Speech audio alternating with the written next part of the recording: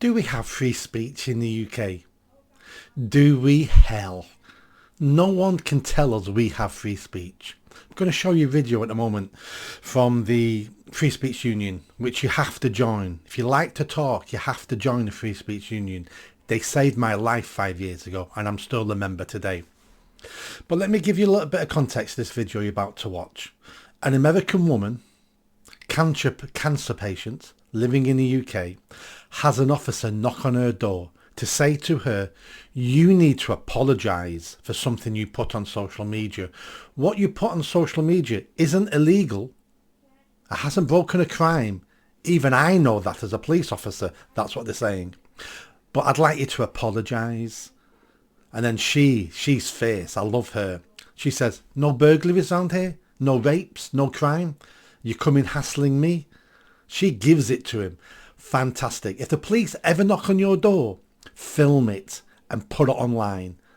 Forget about the consequences. It's gone beyond that now. We've got to embarrass them. They had to apologise for this. They apologised. You know, 10 years ago, we didn't have videos on our phones. Most people didn't. But we got to video it now and get it out there and embarrass them because they're crossing the line. They are authoritarian. They are the Gestapo, the Checker, the Stasi. They're a political enforcement arm. That's what they are, a political enforcement arm. They don't tackle crime anymore now. They tackle non-crime. They tackle hurty words. They tackle our politicians don't like that. That's what they tackle. But watch the video. Here we go. Press play. You can come in, but you better have a damn good reason for being here. I'm a member of the Free Speech Union, and I'm an American citizen. I'll have Elon Musk on you so quick your feet won't touch. Something that we believe you've written on Facebook has upset someone. You're here because somebody got upset. Is it against the law? Am I being arrested? You're not being arrested. Then what are you doing here? My plan was, if you were admitting that it was you who wrote the comment, you could just make an apology to the person. I'm not apologizing to anybody. Well, I can tell you that. The alternative would be that I have to call you in for an interview. I'm here to talk to you about the allegation. They've reported it to the police. So what? Obviously, we get a lot of reports like that. Are there no houses that have been burgled recently? No rapes, no murders? Yeah, that's all going on as well. That's been Well, then why aren't you out there doing, investigating those? Because I've got to investigate everything that gets reported. Well, you're not investigating houses being burgled. No, that's not my job today. Would you like to have a look at the comment that I'm... I don't need to. I know exactly the things I've said. You know how many people in this neighborhood have been broken into? I don't look after this neighborhood. No, of course you don't, unless there's a tweet, then you do. So what? I haven't broken any laws. So you're going to be wasting your time when you can be instead doing things that are more important. That's why I wanted to just come to you directly, have a chat about it. No.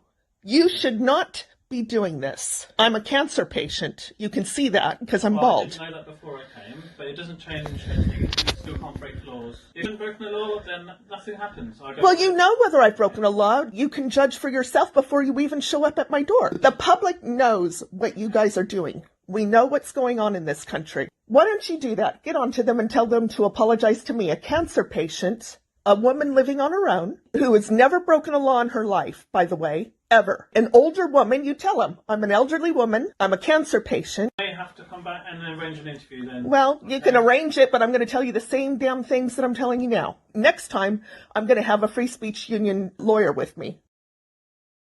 Wow. I wish I was as tough as her. I wish I was as tough as her. That poor copper didn't know what hit him. That poor copper probably doesn't even want to be there.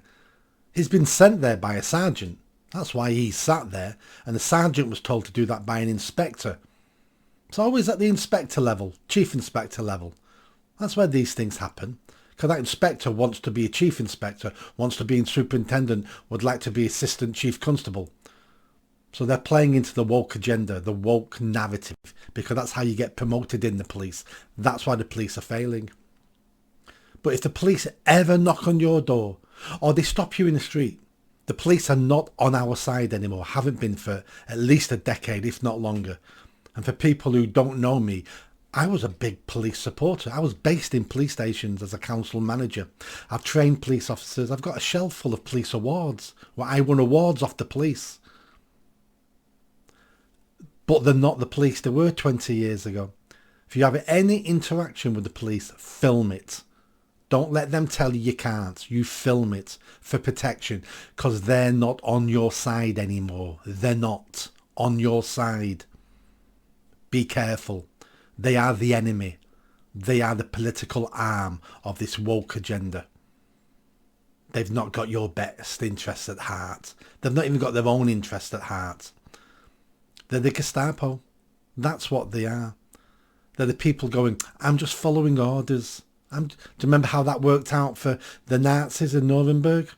The trials, do you remember? It didn't work out well, did it? It's not an excuse saying, I'm just following orders. We need to get to a stage where many police officers publicly resign from the police and tell the press why. Being silent as a police officer means you're guilty. There's many good police officers out there, I know. I've trained lots of them. And many of them are still police. Being silent and keeping your head down and worrying about your pension, it's not good enough. That isn't good enough. You've turned into the enemy of the people. You need to resign publicly and bring shame upon that police force. That's what you need to do. That's the only decent thing you can do, is resign.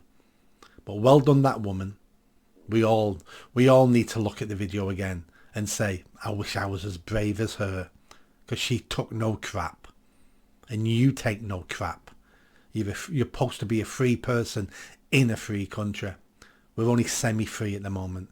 And if we keep remaining silent, at some point, we'll be 100% not free. And I won't be able to make videos like this anymore. And you won't be able to say what you want to say. And you'll ask, how did we get here? And I'll tell you how we got here. We got here because when you watched videos like this, you didn't do anything about it. You carried on with your head down, being quiet, being afraid, being scared. Is that what you want? Because that's what's going to happen. Don't forget to subscribe, and I'll moan at you and lecture you next time.